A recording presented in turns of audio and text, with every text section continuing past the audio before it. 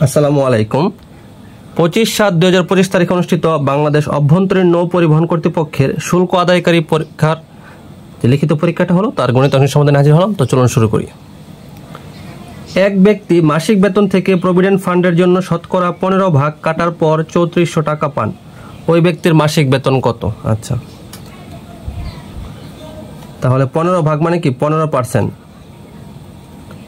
15 কাটার পর থাকে, তাহলে আসল যদি হয় 100 থেকে 15 কাটে তাহলে কত থাকে? 85 বা 85 টাকা। আচ্ছা, তাহলে 15 কাটার পরে এই 3400 টাকা পান, তার মানে এই 3400 টাকাটা হচ্ছে এই 85 টাকার মানে অনুপাত। আচ্ছা, কাটার পর 85 টাকা পেলে মূল বেতন কত টাকা? 100 টাকা। ঠিক আছে না? 85 টাকা থেকে মূল বেতন কত? 100 টাকা। আচ্ছা, তাহলে যদি কাটার পর 1 টাকা পেলে মূল বেতন কত? 85/100। কাটার পর সে 15 কাটার পর কত টাকা পায়? কাটার পর পায় 3400 টাকা। তাহলে মূল বেতন হয় 85 100 × 3400 টাকা। তাহলে 4 8 32 আর 4 5 20, 340 আর 0, 40 আর 2টা 0, 4000 টাকা। তাহলে মূল বেতন হচ্ছে উত্তর কত? 4000 টাকা। ঠিক আছে। পুত্র ও পিতার বর্তমান বয়সের পার্থক্য হচ্ছে 20 বছর। 8 বছর পর তাদের বয়সের সমষ্টি 72 বছর হলে পিতার বর্তমান বয়স কত? ধরি পিতার বর্তমান বয়স x বছর, তাহলে পুত্রের বর্তমান বয়স কত? তাদের বয়সের পার্থক্য 20 বছর। বয়সের পার্থক্য 20 বছর মানে কি? পুত্রের বয়স পিতার চেয়ে 20 বছর কম। ঠিক আছে,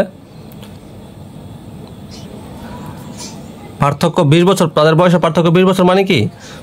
পিতার বয়স পুত্রের বয়স থেকে 20 বছর বেশি বা পুত্রের বয়স পিতার বয়স থেকে 20 বছর কম। ঠিক আছে। আচ্ছা, তাহলে তাদের বর্তমান বয়সটা পেলাম। এখন হচ্ছে প্রশ্ন মতে সাজাই। বলছে কি 8 বছর পর তাদের বয়সের সমষ্টি হবে। তাহলে 8 বছর পর তাদের সমষ্টি, তাহলে 8 বছর পর পিতার বয়স হবে এটা। বলছে সমষ্টি যেহেতু যুগ, পুত্রের বয়স হচ্ছে এটা, 8 বছর পরে আরও অত, দুজনের 8 বছর করে বাড়াইলাম। ঠিক আছে, তাহলে সমষ্টিটা হবে কত? 72। তাহলে x আর x কত হয়? 2x ইকুয়াল টু, দেখেন 8 আর 8 কত হয়? 16 প্লাসের 16। আচ্ছা, সব একবারে লিখি, তারপরে -20 থেকে বেশি গেলে +20, আর 8 আর 8 যোগ করলে 16 হয়, ওটা হয়ে যাবে -16। তাহলে 2x ইকুয়াল হচ্ছে কত? 4 আর 72 76। 20 থেকে 16 গেলে 4, 4 আর 72 76 হয়। তাহলে x ইকুয়াল কত?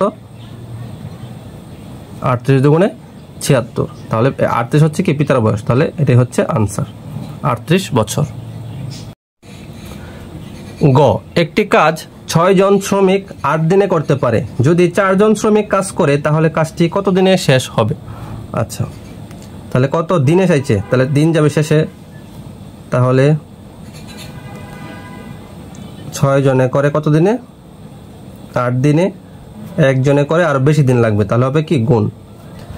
আর 4 জনে করে আরো কম, তাহলে হবে সেটা ভাগ। 4 দ্বারা কাটলে 4 দুগুণে 8, 6 দুগুণে কত? 12 দিন। এটাই হচ্ছে আনসার। ঘ, সমাধান করুন। x - 4 × x + 8 = x + 4 × x - 2। এটা সমাধান করতে বলছে। তো আমরা চলুন গুণ করি। প্রথমে ভেঙে ভেঙে করি। x দ্বারা প্রথমে x + 8, তারপর -4 দ্বারা x + 8, x দ্বারা x - 2 কে +4 দ্বারা x - 2 কে, x² + 8x -4x plus minus 4 8 32, x² - 2x + 4x plus -8। তাহলে x এর গুলো সব এই পাশে নিয়ে আসি। x² এদিকে দেখেন +8x আছে, +8x থেকে -4x চলে গেলে কত থাকে? +4x থাকে।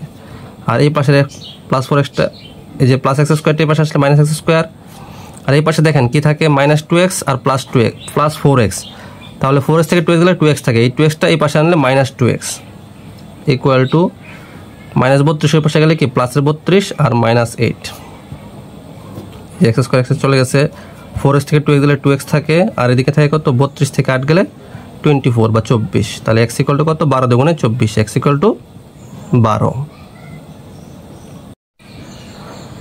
2 স্কোয়ার -4a -6 ইকুয়াল টু 0 হলে এর মান কত? আচ্ছা, তাহলে এটাকে দেখেন মিডল ফ্যাক্টর করি, কত 6 দুগুণে 12, ঠিক আছে, তাহলে 2 square -6a plus 2a -6 equal to হচ্ছে 0। দেখেন 6 থেকে 2 গেলে 4, আবার 6 দুগুণে 12, ঠিক আছে, তাহলে এখান থেকে কমন যায় কত 2a, a -3 প্লাস 2 কমন গেলে a -3 ইকুয়াল টু হচ্ছে 0, তাহলে a -3 2a plus 2 equal to হচ্ছে 0। তাহলে দুইটা রাশির গুণফল যদি 0 হয় তাহলে সুতরাং হয় a -3 ইকুয়াল টু 0 অথবা 2a প্লাস 2 ইকুয়াল টু হচ্ছে 0। তাহলে a equal to 3, 2a equal to এদিকে প্লাস 2টার পাশে গেলে কি -2, তাহলে a ইকুয়াল টু -1, 2 দ্বারা 2কে ভাগ করলে 1 থাকে আর মাইনাস, তাহলে সুতরাং a ইকুয়াল টু 3, -1 দুইটাই হইতে পারে, এটা হচ্ছে আনসার।